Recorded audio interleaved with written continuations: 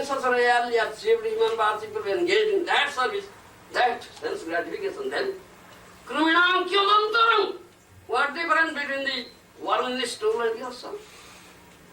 Nothing. Nothing. You understand? So, the human birth is meant for this Arthada, to develop Krishna Bhakti, which is supreme Purusartha, or fifth Purusartha, above Dharma, Artha, Kam, Moksha. Do you understand? That is the purpose of this rarely achieved human birth.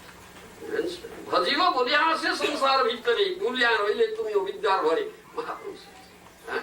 You have come here to do bhajan. Yes, you have come here to do bhajan. Bhajiva bulyasya samsara bhittari, bulyan hoile tumi vidyar bhari.